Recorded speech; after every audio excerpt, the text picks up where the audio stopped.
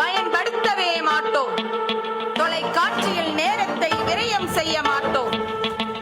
நம்மிடம் உள்ள பாசிட்டிவிட்டியை அவர்களிடம் பரப்புவோம். அவர்கள் இத்தனை நாள் கஷ்டப்பட்டு படித்ததை தேர்வில் மிக கவனத்துடன் எழுத நம்மால் இயன்ற உதவியை செய்வோம். அன்பு பிள்ளைகளே, உங்களுக்கு தேர்வு நெருங்கி வருகிறது. முதலில் நீங்கள் தேர்வு பயத்தை விட்டு வெளியே வாருங்கள்.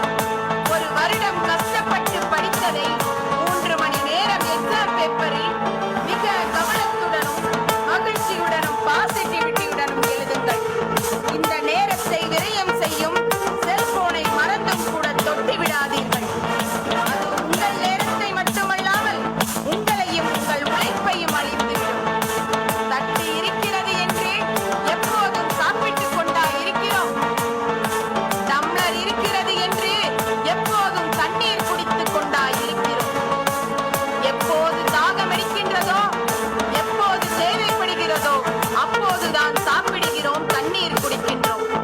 அதே போல் இந்த வயதில் நம் சாதனையை உலகம் வியக்க நாம் செல்போனை விட்டு தள்ளி இருப்போம்.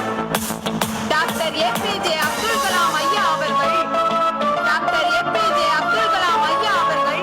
மாணவர்களை பார்த்து, நீ வெற்றி பெற வேண்டுமெனில் இந்த தாரக மந்திரத்தை தினமும் சொல்கின்றார். நீ வெற்றி பெற வேண்டுமெனில் இந்த தாரக மந்திரத்தை தினமும் சொல்கின்றார். God is always with me. God is always with me. Today is my day.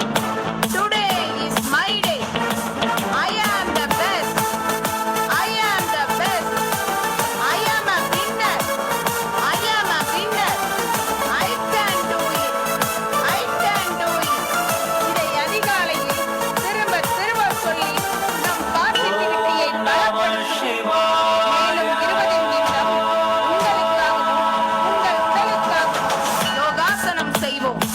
அதைதான்